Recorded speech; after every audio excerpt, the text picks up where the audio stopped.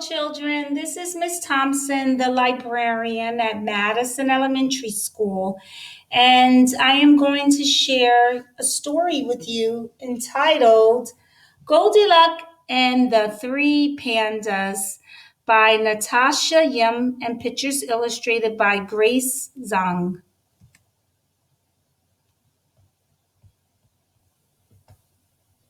When Goldilocks was born, her mother said, "Year of the Golden Dragon, very lucky year. This child will have good luck. She has a face as round as a gold coin," said her father. "This child will bring great wealth." But Goldie had neither great wealth nor good luck. In fact, she could never seem to keep money in her piggy bank, and she had a bad habit of breaking things. One Chinese New Year, Goldie's mother woke her up and sent her to wish their neighbors Kung Hai Fat Cho Happy Chinese New Year. "But, Mama, I'm still sleepy and I'm so hungry." "It'll only take a minute," her mother said. "Mr. and Mrs. Chain would enjoy a visit from you. Take these turnip cakes to share with little Chain." "He never shares stuff with me," muttered Goldie. "It's the new year," her mother warned. "Wash away old arguments and be nice, or you'll have bad luck." Not more bad luck. Last year, she lost the red envelope her grandmother had given her, and her best friend moved away. So Goldie walked next door to the Chain's apartment. She knocked on the door, no answer. She knocked again, still no answer. Goldie gave the door a little push. It swung open and she tumbled in, dropping the plate. Turnip cakes catapulted all over the floor. "Oh no," Goldie cried. "A whole plate of turnip cakes ruined. That was bad luck for sure." She wandered into the kitchen to find a broom on the table where three steaming bowls of congee, a ceramic bowl, a wooden bowl, and a plastic bowl. Her tummy grumbled. Surely nobody would mind if she had one little bite of rice porridge.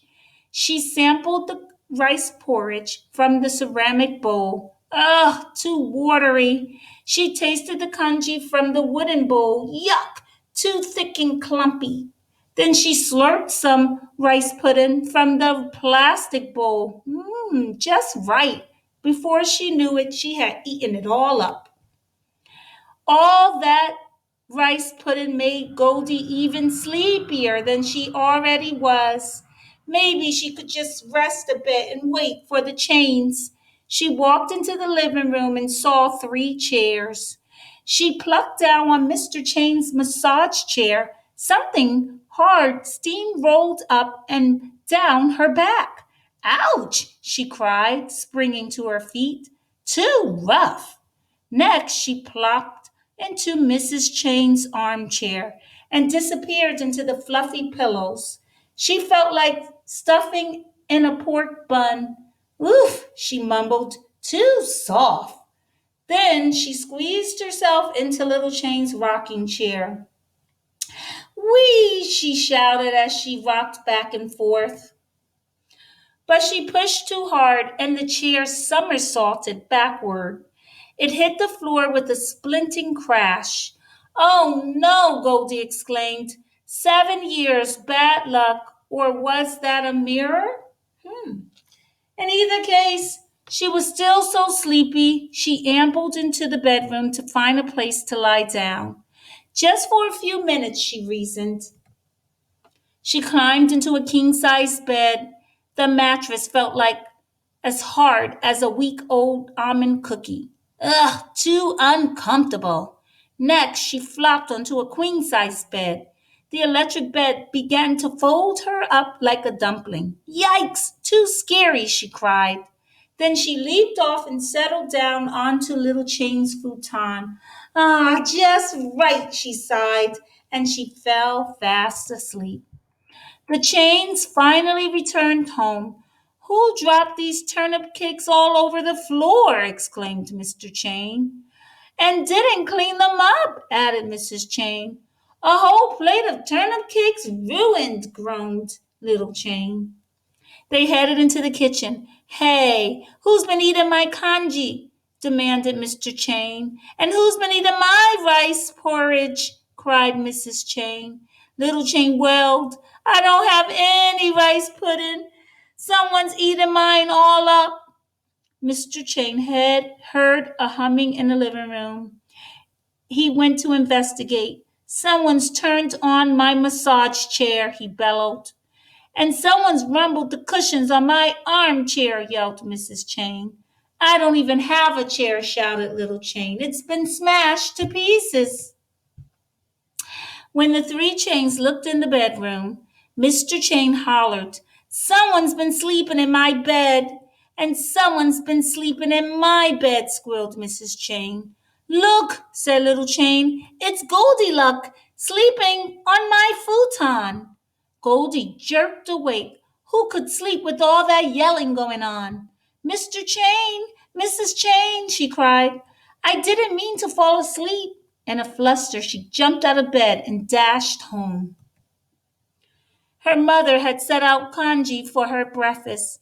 Goldy was just about to take a bite when she thought of Little Chain, who didn't have any more rice porridge in his bowl. I'm not really that hungry, she said to her mommy. She went to read a book in her rocking chair. As she rocked back and forth, she thought of Little Chain, who didn't have a chair to sit in anymore. I'm still sleepy. I think I'll go to bed, she said. Goldy climbed into her nicely made bed. She thought of the pillows and the blankets she had strewn or threw about the Chain's bedroom.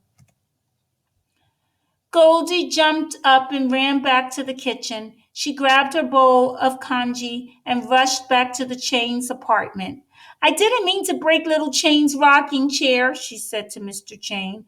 I'll help you glue it back together. I'll fix the blankets I messed up, she said to Mrs. Chain, and make the beds. Goldy handed her bowl of rice porridge to Little Chain. I'm sorry I ate all your rice porridge, she said, and dropped all those turnip cakes. That's okay, Goldy, said Little Chain shyly. We were just about to make some more. Would you like to help?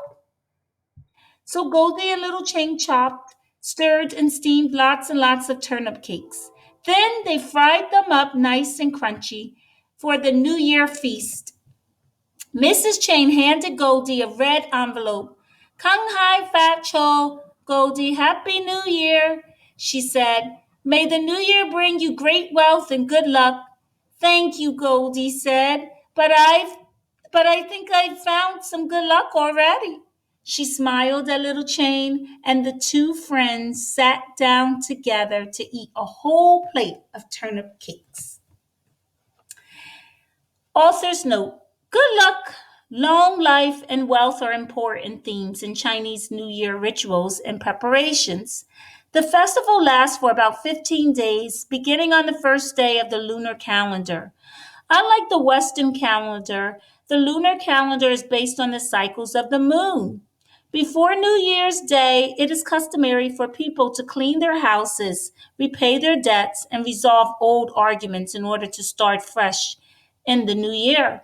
As Goldie's mother advises her, however, unless you drop a big plate of turnip cakes on the floor, no sweeping should be done on New Year's Day, lest good luck be swept away. On New Year's Eve, families gather for a holiday meal.